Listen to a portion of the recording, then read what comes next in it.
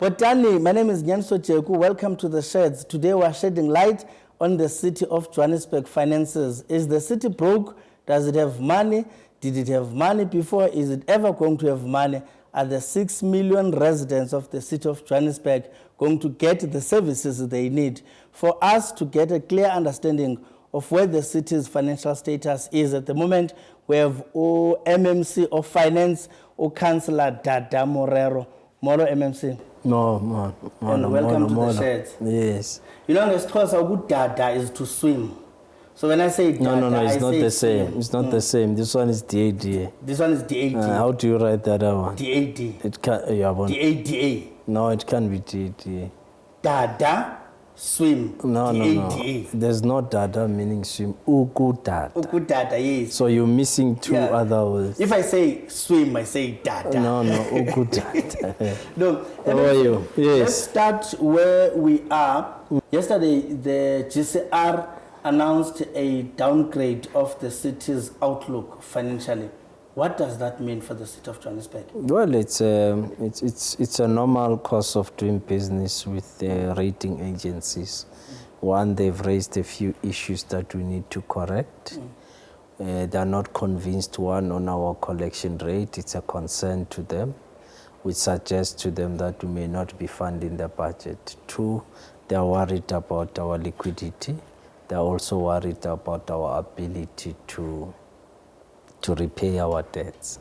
Now, those three things have been raised. In fact, there's about 4 issues raised. Now, we have committed, just this morning, I had a meeting with the team from Treasury, Revenue, and the Group CFO, and from Group Accounting.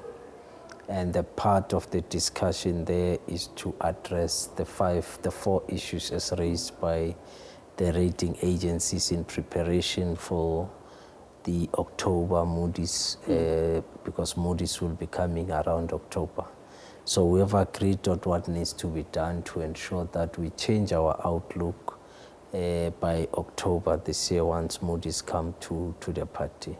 But we have also said we need to engage with the rating agencies, because some of the things needs us to be able to explain to them in depth as to what are the actual challenges that would have contributed to where we are. So that's what we are doing on the rating agencies, and you will see a better rating, which we think and believe strongly that it will be positive. But we have also are putting a plan, a financial strategy and a plan, which will lead us to 2024 June, with a commitment that we want to see an upgrade in as far as the ratings are concerned. So I've put a process this morning with the collective team to ensure that by next year, 2024, we actually get a grade. You're saying they are worried about an inability to collect as part of the things, or not collecting sufficiently, and things of liquidity ratio. What exactly is the contributor? Does this mean the city does not collect, or the debtors does not pay? Well, it's in 2 ways. The first, we are billing what we're supposed to bill, but we're not getting back what we're supposed to get, and that could be as a result, for example, of customers unable to pay. And I'll make a typical example. We just did a meeting with some of the what we call our key accounts, or rather the top 100. And out of the 15 that we have met today, almost 8 of them are under business rescue. Now, that suggests that there are difficulties economically out there, and some would attribute it to the 2019, 2020, and 2021 COVID period, which would have contributed to a lot of businesses battling, and hence we see some of them either on business rescue or others have completely closed down. So that's one problem that we're experiencing. Household and domestic, you have a lot of people who have lost their jobs. And we do know that the economy has not been responding in as far as job creation is concerned. And these are the challenges that we are faced with nationally as a country. Two, load shedding has also been raised as one of the key areas that is affecting us and our ability to collect what we should be collecting, because we bill this much but we're not collecting that, because you have probably 4 hours or 8 hours a day where there's no electricity, therefore we can't bill you for a service that you did not receive. And as a result of that, it makes it difficult for us to collect what we have billed. Two, we are required to pay Eskom a particular amount of money that we pay because it's based on our projections and the number of customers that we're servicing and the kilowatts that we always require on a monthly basis as Johannesburg. So we pay Eskom the money. So we don't say Eskom is paid 10 rands, therefore load shedding will not be there. So we always pay 10 rands, but when we collect back, we don't collect what we're supposed to collect. So that's why I said it's in twofold. One, it's as a result of the economic pressures that are there, resulting in businesses being in problems, domestics being in problems. But in terms of our own infrastructure, we think we are ready, we are okay. We've been collecting, but of course there's a challenge in as far as billing would have been concerned. MMC, we obviously started with the gloom picture over which we are presiding now, but when you delivered the city's budget in June, you explained a very, very terrible state of affairs in which you found the city's finances when you took over as the MMC for finance. Take us through so that everyone can understand that proud of where we are is probably what you have inherited as an MMC. Obviously, you must preside over it and make sure that it is resolved. What was exactly the cause of the city's state of finance as you presented in your budget in June? Well, you'd know that when we came in February, we found that the city's cash was in a very bad situation, and this should have been as a result of a budget that was passed in 2021, 2022, which budget would have referred to, I think it was about 77 billion or so, but reality is that that budget, by the time it was passed, it was already 3.5 billion not funded. And no systems were then put in place to try and recover that 3.5 billion to match the budget, which meant for the whole year you were accumulating the 3.5 billion that we were not able to collect on a monthly basis, which then forced us, when we came in February, to rebase our budget by 6 billion, when in fact we should have rebased it at 8 billion once and for all. But that would have meant service delivery would have been hampered quite significantly. So hence we ended up just rebasing at about 6.4 billion. Now, what we must also understand is that we have now passed a budget that we passed it at an assumption of a collection rate of 87%, whilst the previous budget was passed at an assumption rate of 91%, which they were not able to even achieve 91%. Their collection rate from the June 2021 to June 2022 was basically just hovering around 80%, 79%. So they were not able to even take it beyond 85%, which created a problem, and that is why their budget was not funded. Now, we then passed it on an assumption of 87%, as conservatively as we can, to ensure that the budget is funded. But as you'd know, that our collection rate now is sitting at about 86, 87. This month it was at 87. We hope that the trend will show an increase moving forward in terms of our collection, which is basically sitting at about around 3.8, 3.9 billion a month. We're trying to stretch it to around 4.2 billion, with a projection for October that would be sitting at about 4.4, 4.5. We believe once we can push it, our collection to 4.5, the city's financial positions will start being much, much better. So that is what we've been doing since February. And how are we achieving that? We have put in place a war room, which is focused on billing, and a war room that is focused on collection.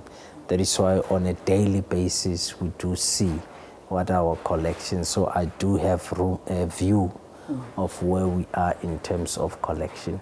But yes, there are challenges. Other months you'll see the graph going down, others going up. And it also depends on the ability of our customers to be able to pay. But we have also discovered that there's quite a number of customers that has not been paying what they should be paying.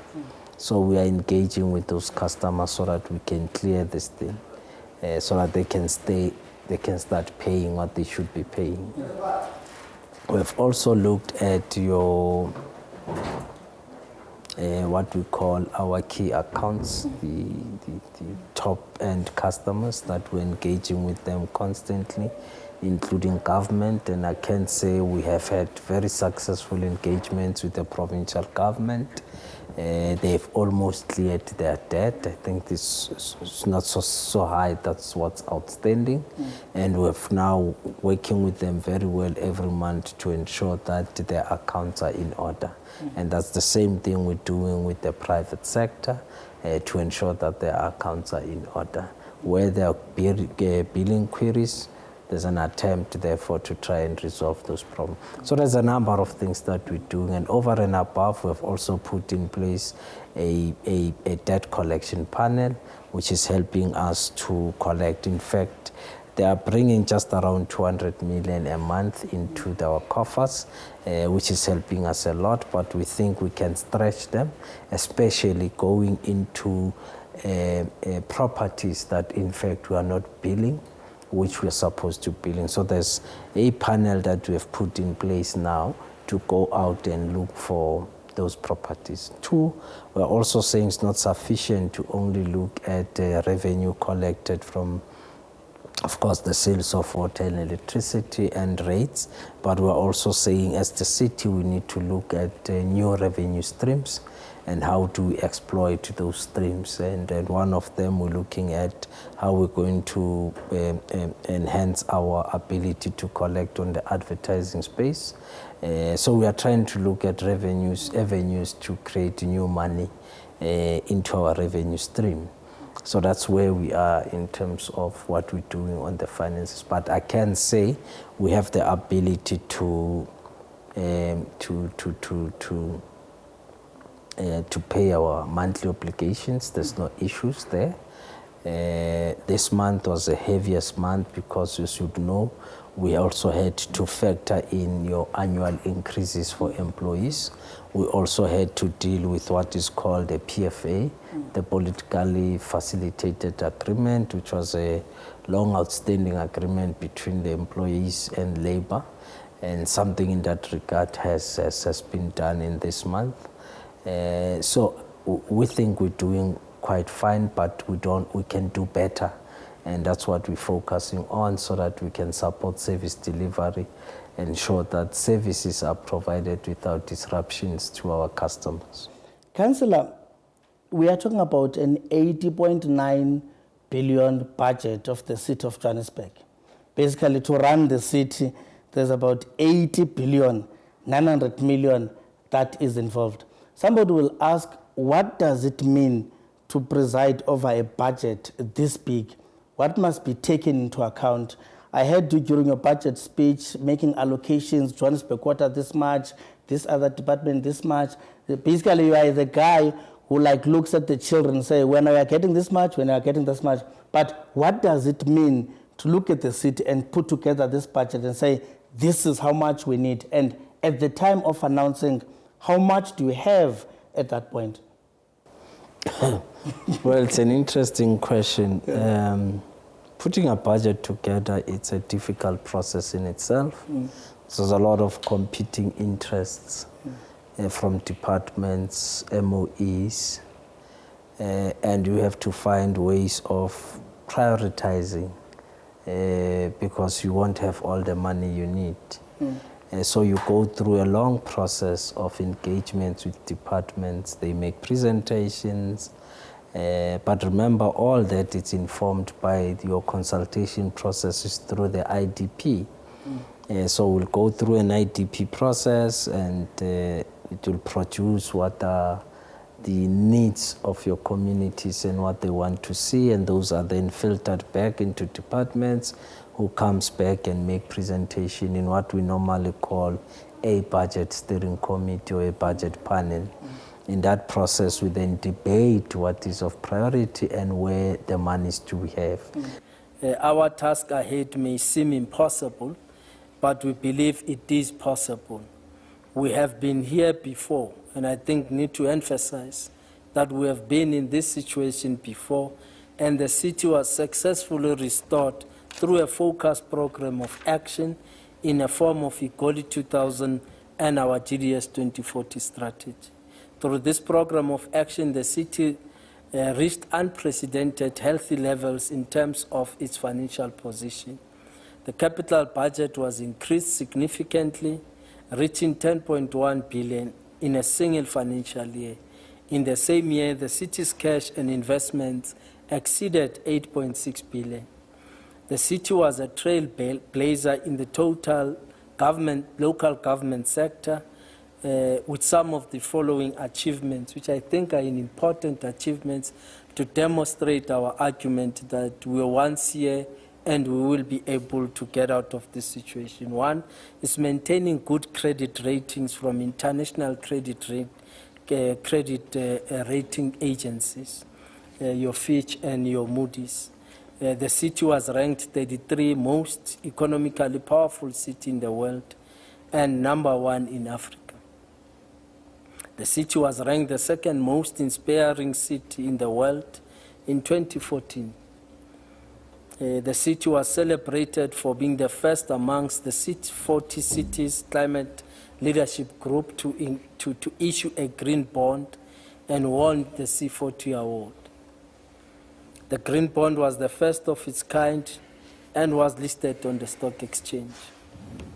Many of our own in the city's political leadership served in important international organizations like the United Cities in Local Government, where we were president and we're also a co-president of other institutions, including being part of the a network for locally elected women of Africa. And our political leadership served in those institutions. By reflecting on this is to reflect that Johannesburg was taken seriously in the world, but post-2016, all of us would have witnessed that Johannesburg lost its space in the world politics of local government. The above achievement serves to remind us of what we are capable of if we implement the appropriate strategies and programs. We have the tools that will take this city to its former glory. It may seem impossible, but we can make it possible by implementing this budget with precision and ensuring that every rand is stretched to the maximum extent possible. We therefore call upon our residents to support our efforts in protecting our infrastructure so that limited resources presented in this budget can be deployed in providing further services to our people. We call on the business community and the investor community to partner with us as we restore this great city. The leadership of this city, labor and employees, and all key stakeholders will be part of this restoration program to better the lives of our people. I thank you. We are talking budget, and we're talking things that you would have looked at. You would have probably considered the city's needs, departmental needs, and all of that. One thing MMC in June or weeks ahead of June when you finally presented the budget, you would not have known is the disaster that has befallen the city now through the explosion in Bray. And obviously that will need some rebuilding to take place, and the city might need to tap in on some money. How has that contributed to any financial setback the city might suffer? Are you now looking into removing money from somewhere to somewhere, meaning whatever you would have budgeted for is not going to be done because the CBD must start to function as a city CBD?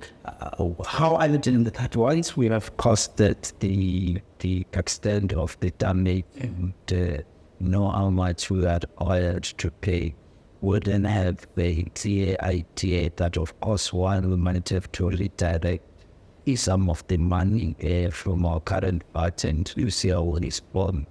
Of course, there's also issues of insurance, and we have to see what's coming out of the insurance. Are we able to get a certain amounts? Was there two issues there. One is the ability, and the second one is the damage to infrastructure reserve. So we'll have to see what is it that will come out of the insurance. It might be sufficient, or it might be less, not enabling us to fund the entire construction of the road, which would also mean we also have the responsibility to be in conversation with our provincial government, which has really demonstrated an interest to engage with us and see how far they can support us. In fact, the Premier of Gauteng has also made a call to national government to say that there may be also a need for national government to come into the picture. MMC, thank you very much for joining us. Thank you for being kind with your time and visiting with us. That was The Sheds. You've been watching The Sheds, and we are coming to you every 9 o'clock Monday on Soto TV and also on our YouTube channel, The Sheds podcast, and also social media at large. And thank you very much. Bye-bye.